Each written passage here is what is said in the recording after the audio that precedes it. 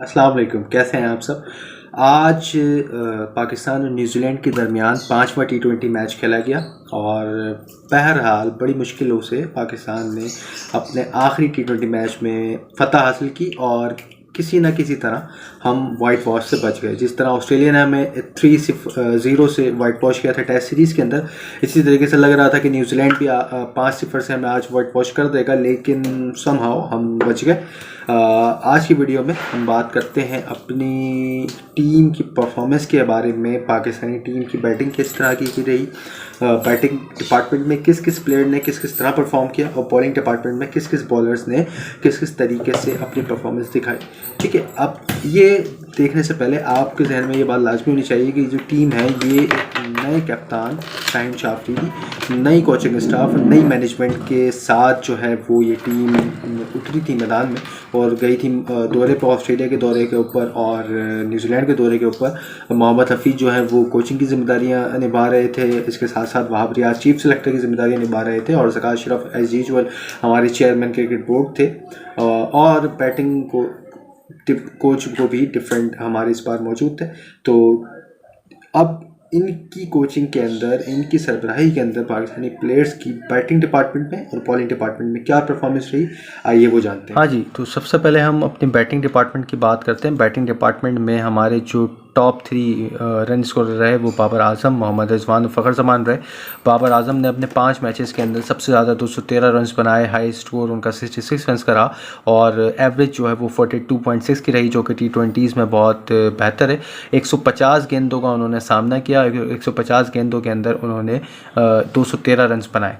इसके साथ साथ उनका जो स्ट्राइक रेट था वो भी काफ़ी कदरे बेहतर रहा। इस बार 142 के स्ट्राइक रेट से उन्होंने खेले।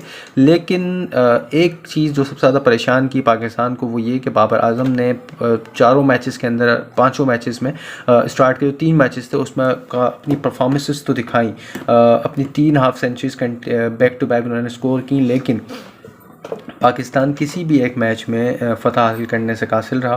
कोई मैच हम नहीं जीत पाए। बाबर आजम मैच फिनिश करने में नाकाम रहे थे तीनों मैचेस के अंदर। इसी तरह चौथे और 5वें मैच में बाबर आजम 50 बनाने में नाकाम रहे, लेकिन समहाउ उन्होंने मैनेज किया कि वो टॉप ऑफ द टेबल रहें और पाकिस्तान की तरफ से सबसे ज़्यादा रन उन्होंने इस टूर्नामेंट में यानी इस सीरीज़ के अंदर उन्होंने बनाए हैं। 6 छक्के और 24 चौके भी साथ साथ उन्होंने लगाए। इसके बाद हम बात करें अगर मोहम्मद रिजवान की, तो मोहम्मद रिजवान ने खेले हैं 5 मैचेस और 5 मैचेस के साथ साथ एक मरतबा वो नॉट आउट रहे, जिसमें उन्होंने अपना हाईएस्ट स्कोर किया 90 रन्स नॉट आउट का। उसके साथ साथ उनकी भी एवरेज 46 रन्स की रही और 131 के स्ट्राइक रेट के साथ मोहम्मद रिजवान सेकंड नंबर पर रहे। उसके बाद फ़खर जमान काफ़ी अच्छी फॉर्म में इस पूरे टूर्नामेंट में नज़र आए, इस पूरी सीरीज़ में T20 सीरीज़ में नज़र आए। 126 रन उन्होंने बनाए हैं और जो स्ट्राइक रेट था उनका वो बड़ा ही बेहतरीन रहा, 165.8। इस बैटिंग डिपार्टमेंट के अंदर जो सबसे ज़्यादा मायूस किया है वो मायूस हमें किया आज़म खान ने, यानी मिडल ऑर्डर में हमारे आज़म खान को हमने 3 मैचेस में मौका दिया। आज़म खान सिर्फ़ और सिर्फ 22 रन बना सके इन 3 मैचेस के अंदर। इसके साथ साथ इफ्तिखार अहमद को भी 5 मैचेस में मुसलसल मौके मिले, लेकिन सिर्फ 44 रन वो बना सके और इनका जो स्ट्राइक रेट रहा वो 86.3 रहा इन 5 मैचेस के अंदर। और जबकि आज़म खान 115 के स्ट्राइक रेट के साथ सिर्फ 22 रन बनाने में कामयाब रहे और इस तरीके से पाकिस्तान ने जो सबसे ज़्यादा इस सीरीज़ में स्ट्रगल किया वो मिडल ऑर्डर के फ्लॉप होने से किया। इसके साथ साथ अगर आप स्क्रीन पर देखें तो साइम अयूब को भी 4 मैचेस में मौके दिए गए, लेकिन शायद वो प्रेशर हैंडल नहीं कर पाए और सिर्फ 39 रन बनाने में कामयाब हुए 9 रन की एवरेज के साथ। इसके अलावा पाकिस्तान का कोई भी बैट्समैन यहाँ पर परफॉर्म करता हुआ नज़र नहीं आया। सिर्फ टॉप 3 के अंदर बाबर आजम, रिजवान और फ़खर जमान पाकिस्तान के लिए लीडिंग रन स्कोरर रहे इस T20 सीरीज़ में। इसके अलावा मोहम्मद नवाज़ को लास्ट में 3 T20 मैचेस में मौके दिए गए, जिसमें उन्होंने जिस नंबर पर वो बैटिंग करने आते थे तो उस पे भी आकर उन्होंने काफ़ी अच्छी बैटिंग की, 5 छक्के लगाए हैं, 178 के स्ट्राइक रेट के साथ उन्होंने बैटिंग की है। तो ये थी ओवरऑल हमारी बैटिंग की परफॉर्मेंस, जिसमें अब हमें जो हसीबुल्ला ख़ान है, साहिबज़ादा फरहान है, हम इनकी बात इसलिए नहीं करेंगे, इन्हें एक से दो मौके मिले हैं सिर्फ, प्रॉपर ये खेल नहीं पाए सीरीज़ में। तो उम्मीद करते हैं कि आगे जाके ये साइम अयूब के साथ थोड़ा पाकिस्तान की बैटिंग को स्ट्रॉन्ग करेंगे। लेकिन जो फॉल्ट है हमें वो ये है कि हसीबुल्ला ख़ान और साहिबज़ादा फरहान की जो पोजीशन है वो मिडल ऑर्डर की नहीं है। वो एज अ ओपनर खेलने के लिए जाने जाते हैं, लेकिन हमने उन्हें मिडल ऑर्डर में ट्राई किया, एक्सपेरिमेंट किया, लेकिन वो नहीं कामयाब हो सके हम उस एक्सपेरिमेंट के अंदर। लेकिन आज़म खान और इफ्तिखार अहमद जो हैं वो स्पेशलिस्ट मिडल ऑर्डर बैट्समैन है, लेकिन इन दोनों की नाकामी ने बहुत मायूस किया है पाकिस्तानी बैटिंग के। अगर हम बॉलिंग की बात करें तो बॉलिंग के अंदर टॉप ऑफ दी लिस्ट है शाहीन शाह अफरीदी, जिन्होंने 5 मैचेस खेले हैं, पूरे 9 विकेट्स हासिल किए हैं। इस सीरीज़ में सबसे ज़्यादा विकेट्स हैं पाकिस्तान की जानिब से शाहीन शाह अफरीदी की। दूसरे नंबर पे हारिस रऊफ़ रहे हैं।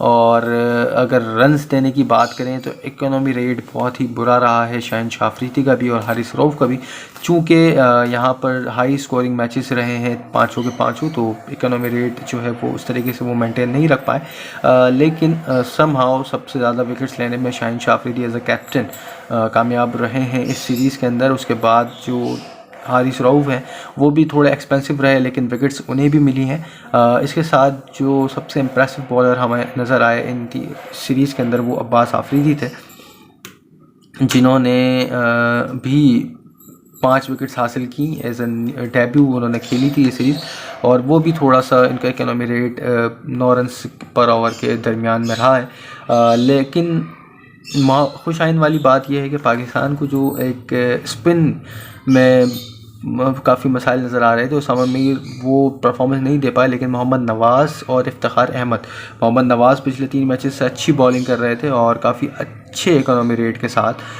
उन्होंने भी विकेट्स हासिल की हैं। 3 विकेट्स हासिल की हैं 3 मैचेस के अंदर, जिसमें सबसे बेहतरीन बॉलिंग उनकी आज के मैच की रही। इसके साथ साथ इफ्तिखार अहमद को हमने सिर्फ आखिरी T20 में मौका दिया बॉलिंग करने का, और उस आखिरी T20 के अंदर उन्होंने अपने 3 विकेट्स हासिल की हैं 24 रन देकर, और आज प्लेयर ऑफ द मैच भी रहे। इस तरह इफ्तिखार अहमद की अच्छी इनिंग्स बॉलिंग की बदौलत पाकिस्तान जो है वो मैच जीतने में वो कामयाब हो गया है। तो ये थी पाकिस्तानी टीम की बैटिंग और बॉलिंग परफॉर्मेंसेस जो इस सीरीज़ में रही। टॉप ऑफ द लिस्ट रहे हमारे पास बाबर आजम, रिजवान और फ़खर जमान, और बॉलिंग के अंदर शाहीन शाह अफरीदी, हारिस रऊफ़ और अब्बास आफरीदी के साथ साथ जो थोड़ा सा हमें मुतासिर करते हुए नज़र आए वो थे, इम्पैक्टफुल बॉलिंग करते हुए नज़र आए वो मोहम्मद नवाज़ और इफ्तिखार अहमद थे।